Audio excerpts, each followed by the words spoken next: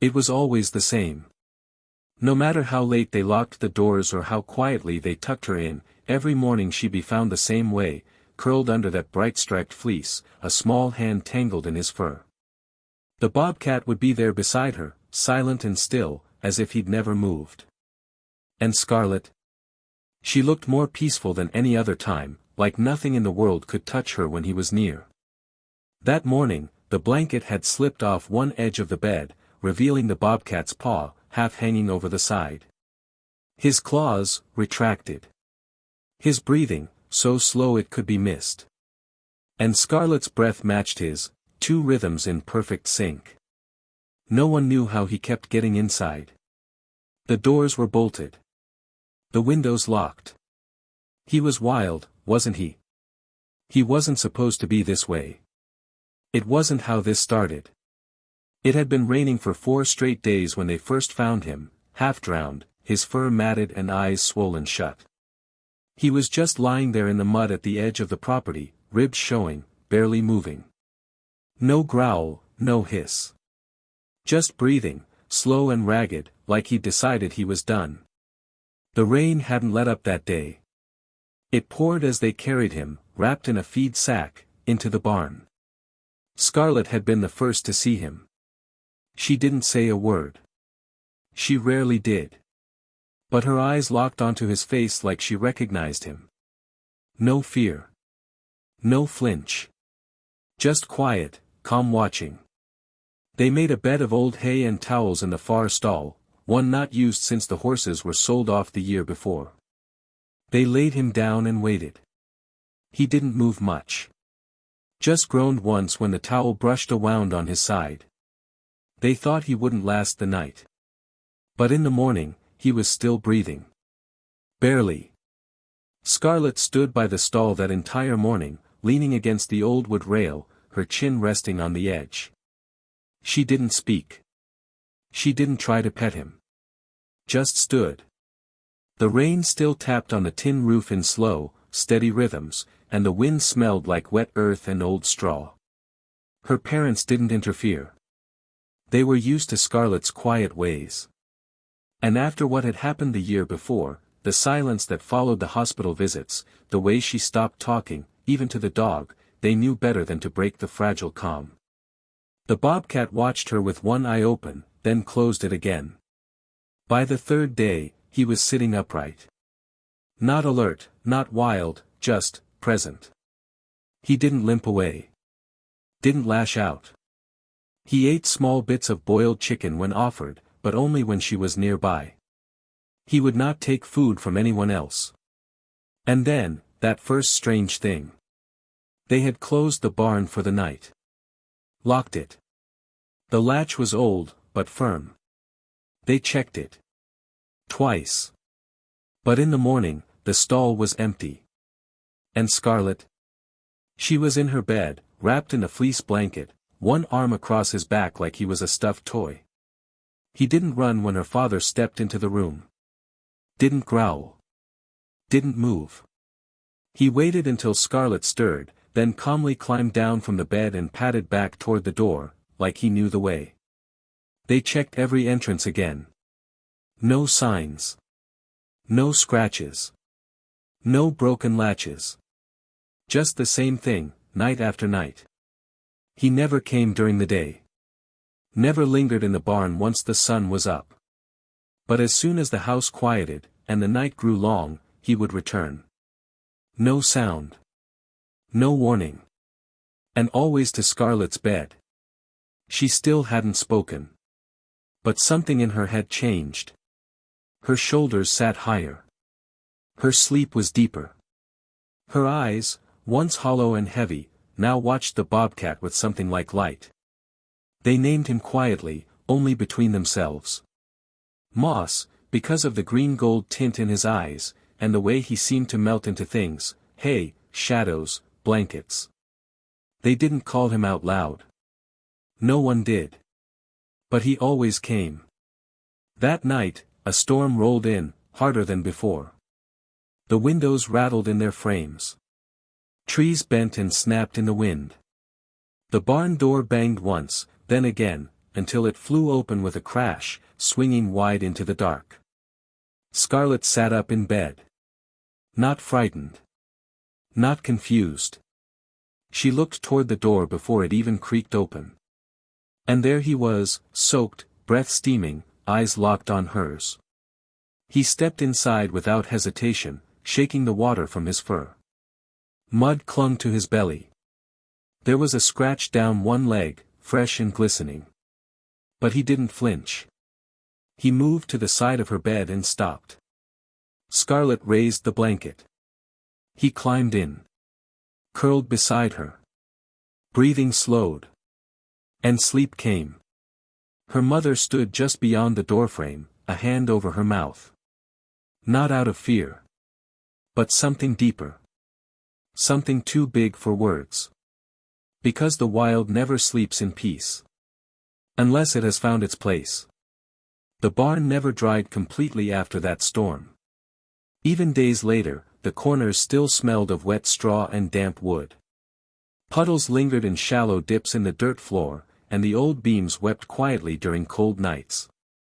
A breeze came in through the broken panel above the far stall, and the wind made the tin roof hum like an old cello string.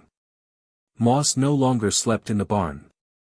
He would vanish each morning before the sun touched the floorboards, slipping out through the same invisible path he used to enter. But every afternoon, just before the light dipped too low behind the trees, he'd return. Not through doors. Not from the forest trail. He would simply be there, already curled on the hay, grooming his paws as if he'd never left. Scarlet came to the barn each evening after her nap. Her shoes always left tiny muddy prints between the back porch and the barn's entrance. Sometimes she carried the striped blanket. Sometimes she didn't. But she never came empty. A slice of apple. A cold biscuit. A button from her jacket that she'd removed just to hand it to him. He never ate the food, never touched the objects. But he let them sit near his paw, untouched, like silent gifts. Their routine developed with no one's guidance. She would arrive. He would wait. They would sit, not facing one another, but side by side, both staring toward the open stall gate, watching the barn door creak slightly in the wind. 30 minutes. An hour. Until the shadows stretched long and the light turned to copper. No one asked where Moss went during the day. But sometimes, faint marks showed in the soft earth around the house. Half-moon pawprints near the porch stairs. Scratches on the base of the tool shed door. Once, a tuft of his fur was caught in the side fence where the blackberry thorns grew thick. Then came the first mystery. It was early morning, still gray. Mist drifted low across the backyard like breath from the earth itself. Scarlet's mother stepped out to feed the chickens and stopped. Her eyes followed a line in the dew-covered grass, long, shallow indentations, as if something heavy had been dragged. They led from the forest's edge to the barn. Then from the barn to the house. Then ended just beneath Scarlet's bedroom window. Not a sound had been heard in the night. Inside, the girl was asleep, blanket around her like always. But Moss wasn't there. No paw prints. No trace. That day, he didn't appear in the barn. Not by dusk. Not after supper. Scarlet waited until dark. She stood by the barn gate until her hair stuck to her face from the cold. But the hay remained untouched. She walked back inside slower than usual. At dinner, she didn't touch her food. Her father asked nothing. Her mother cleared the plate without a word. Then, just past midnight, the floorboards creaked in the hall. Her mother stepped out of her room and saw it. The door to Scarlet's room was ajar. The window still closed. The blanket lifted just slightly at the edge. And two shapes, one human, one wild, lay curled together in silence. She didn't question it. Just closed the door softly and walked away. But the next morning, Moss was gone again. And the pattern changed. He no longer appeared in the barn. Instead, his presence became unpredictable. Some nights he'd return. Some he wouldn't. Once, he disappeared for a full week. Scarlet grew quiet again. Not broken, but watchful. She sat on the porch longer than before, staring toward the tree lean. The blanket always folded in her lap. And then, on the 7th night, the storm came. A deep rumbling one, not loud, but endless. Thunder far off like hooves on hollow earth. The rain started just past midnight, soft at first, then urgent. The kind of rain that sinks into wood and memory. Scarlet was awake. She stood by her window, nose to the glass, watching. Then, she moved. Down the stairs. Through the hall. Past the back door and into the yard. Barefoot. No coat. Just the blanket wrapped around her shoulders. She walked with calm purpose toward the barn. Her mother saw the motion from her window and followed, heart clenching with something between fear and awe. But by the time she reached the barn, Scarlet was already inside. And there, Moss. He stood in the far corner, soaked, bleeding slightly from his side. A deep gash cut across his shoulder. Leaves clung to his fur. His eyes were wide, not wild, but frightened. And something else. There was blood on the floor. But not his. Scarlet stepped forward, blanket dragging behind her. She didn't rush. She didn't reach. She simply sat beside him, her back against the wall, and waited. The bobcat lowered himself slowly, like his legs no longer held strength.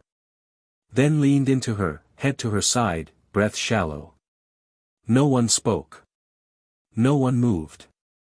Outside, the rain thickened. A soft roar across the land. Her mother, frozen in the doorway, didn't dare call her back. The wind swept through the broken slat, lifting one edge of the striped fleece on the floor.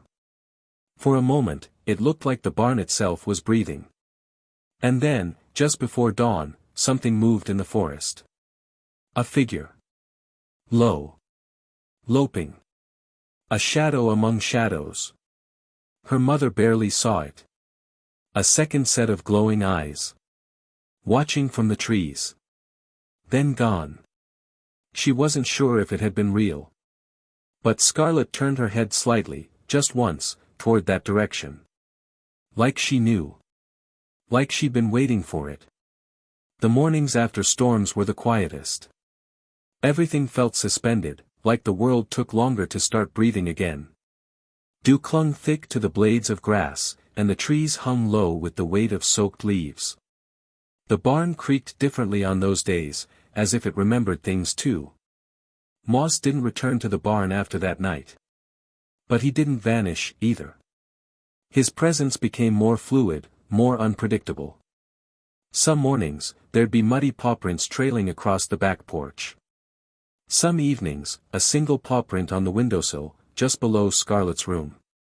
Once, they found a small pile of dead leaves arranged neatly on the back step, as if gathered purposefully, like an offering.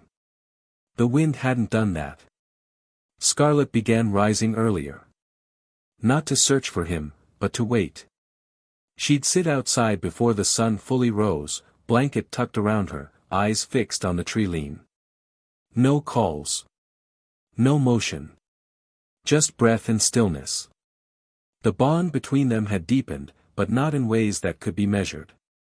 There were no tricks or play. No cuddles or smiles. Just this, steady understanding.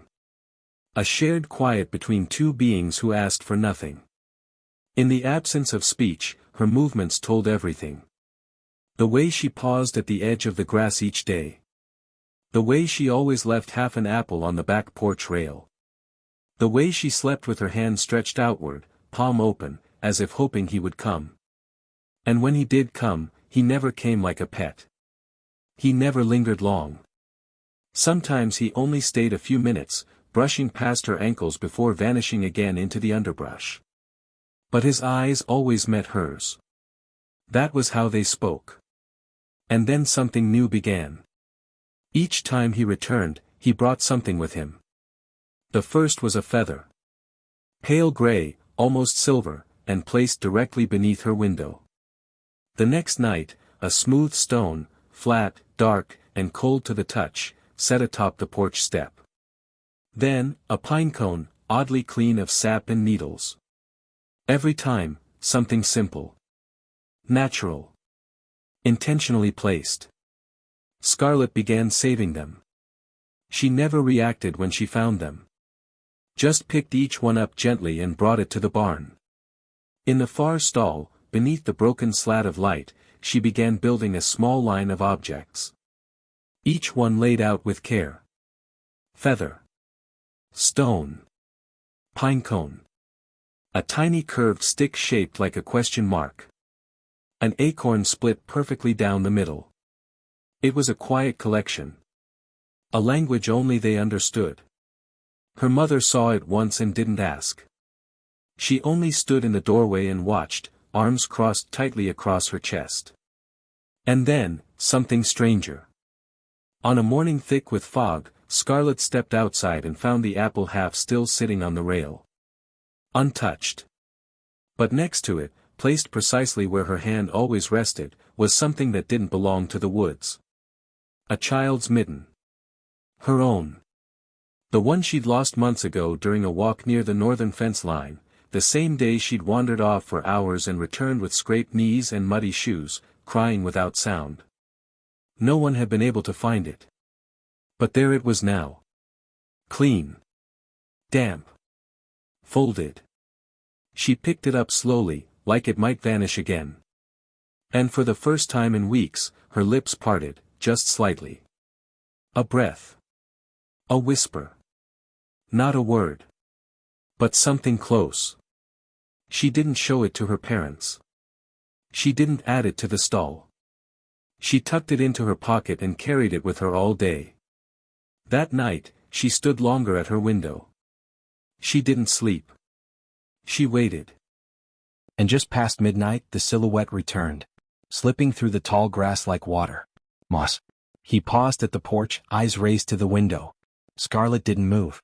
Instead, she lowered the fleece blanket out the window, one end caught in her small hands, the rest trailing softly toward the ground like a bridge. He didn't climb it. But he sat beneath it. For over an hour.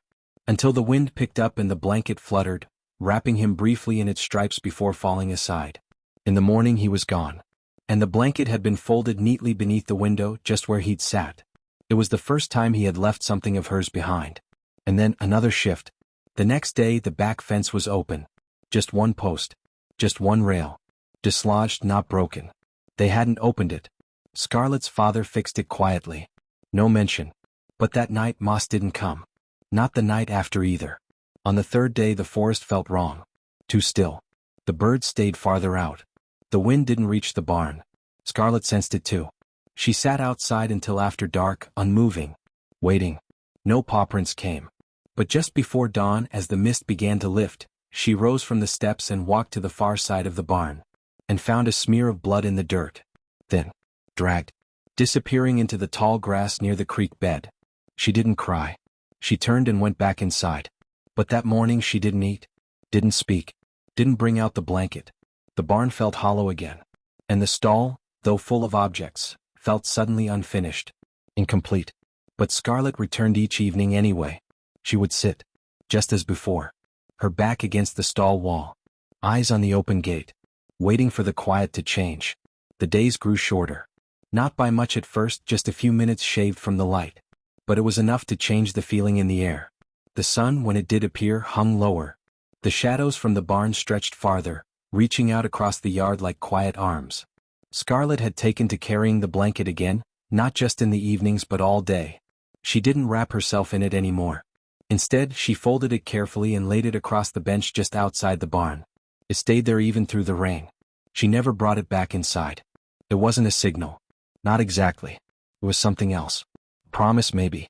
The line of objects in the stall grew. Not daily but slowly, like the pieces revealed themselves when they were ready. A bone-white shell, too clean to be from the nearby creek. A glass marble, old and clouded, with a swirl of blue in the center. A small circle of rusted wire. each placed with the same care. Each without explanation. Scarlet never arranged them. She just sat near them. Sometimes in the deep stillness of the barn she would close her eyes. Not to sleep, but to feel. Her hands stayed open in her lap, palms upward. Waiting always, with the patience of someone who had learned that time meant nothing to those who walked alone. The barn had become more than shelter. It was quiet in a way that other places weren't. The air inside seemed to hold its breath. Even the dust moved slower there.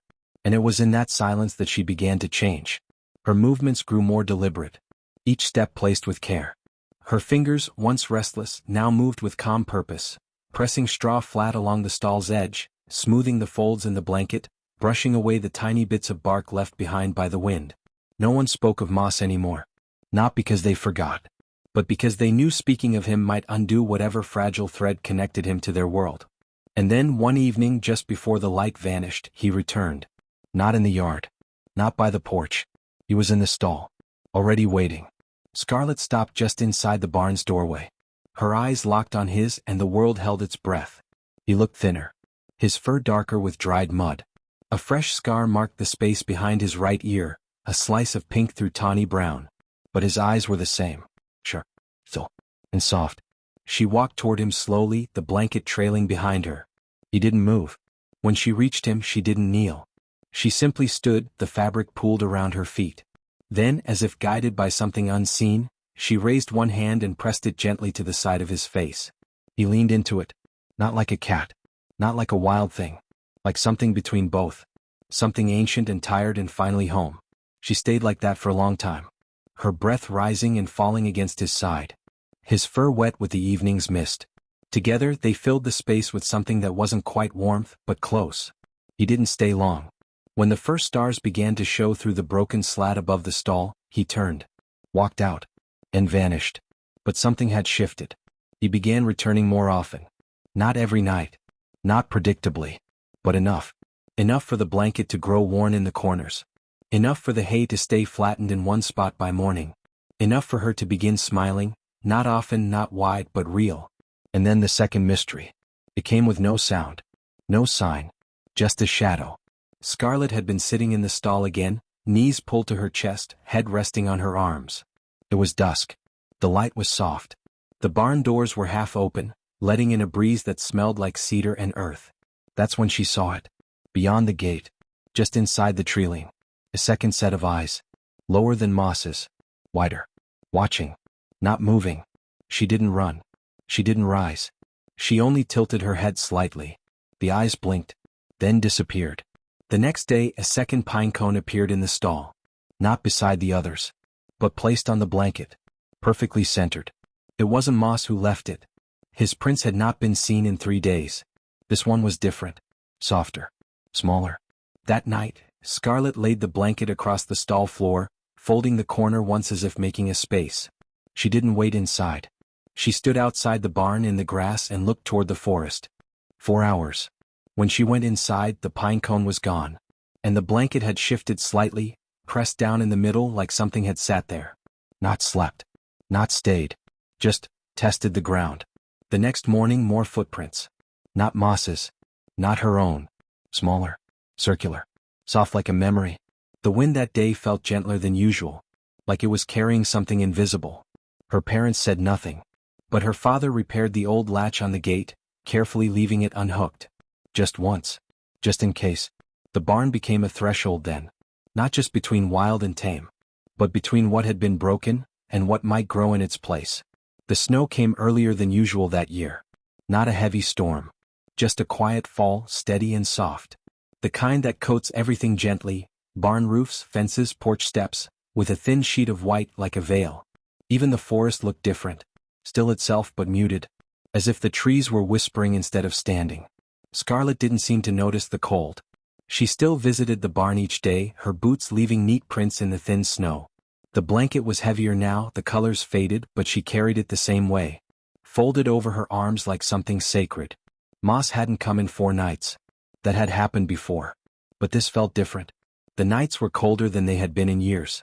And the second pine cone had vanished from the stall. The blanket was untouched. No new prints. No trace. Scarlet stayed in the barn longer each night. Her father added a kerosene lamp near the stall, just enough to cast a soft glow so she wouldn't sit in full dark. The light flickered in the corner and lit the line of collected objects like offerings at a shrine. But her eyes rarely drifted from the open gate. Then on the 5th night the storm arrived. The kind that shakes branches and breaks fences. The kind that makes the air taste like metal and hides the stars. Wind roared across the hills, bending the barn doors so hard that her father tied them shut with thick rope. Scarlet was already inside when the storm came. She hadn't gone back to the house after dinner. She simply walked into the barn and sat, waiting as if she'd known the storm was coming for her. And then the sound. A crack. Then a cry. Not loud, but sharp. And not human. She was on her feet before the lamp flickered. Pushing the side door open against the wind, she stepped into the night. Snow whipped sideways, stinging her skin. Her blanket flew loose behind her, a flag in the storm. She didn't hesitate. She walked toward the treeline, each step vanishing into the growing drifts. Behind her, the barn creaked and groaned, and somewhere inside the house, her mother felt a chill move through the floorboards. But by the time she reached the back door, Scarlet was gone. The wind erased her prints within minutes. But Scarlet didn't turn back. She moved with certainty. Not fast. Not frantic. Just forward. And then she saw it. Just beyond the edge of the forest, where the trees grew close together, something dark was slumped in the snow. Not moving. Moss. His body lay half-curled around a small hollow at the base of a tree. His fur was soaked, crusted with blood along one side. His chest rose but faintly. His breath came out in slow, ragged plumes that vanished before they lifted. But it wasn't him that had made the cry. It came again, soft, broken from beneath him. Scarlet stepped closer. That's when she saw it. A small body tucked under Moss's belly. Fur lighter, thinner. Eyes barely open. A cup. Half his size. Maybe less. The second set of eyes. The smaller prints. It hadn't been a ghost or a dream. He'd brought her. Protected her. Hidden her. Carried her. And now he was dying in the snow to keep her warm. Scarlet knelt beside him, tears slipping down her cheeks, not from fear, but from something deeper. Recognition. Understanding. The blanket slipped from her shoulders and into her arms. Without thinking, she wrapped it around the cub, carefully lifting her from under Moss's side. The cub whimpered once, eyes fluttering, but didn't fight. Then she pressed a hand against Moss's neck. He opened his eyes. Just barely. They met hers. And in that look, everything passed between them. All the nights. All the silence. All the strange, quiet offerings. She pressed her forehead against his. And held it there. The wind howled, but she didn't move. And neither did he. When she finally stood, she carried the cub close to her chest, the blanket wrapped tightly. Her small hands clenched at the corners to keep the warmth in. She turned once. Moss didn't follow. Didn't rise. He only watched. And then closed his eyes. Scarlet didn't cry. Not then. She walked back toward the barn, slower than before. The storm raged on. But her steps never wavered. When she reached the door, her father was there, coat soaked, face pale. He saw the cub. He saw the blanket. He didn't speak. Just reached out and took her hand. Together they brought her inside. They placed the cub in the stall, layered with fresh straw, towels, and warmth. Scarlet sat beside her until the storm passed. She didn't sleep. She didn't speak. But she stayed. And in the morning the storm ended. The snow had stopped. And outside the barn, in the very center of the yard, lay one final gift. A pine cone. Cracked open. Its seeds scattered gently across the snow. The days after the storm felt unreal. So, even the animals seemed to pause. Birds didn't sing.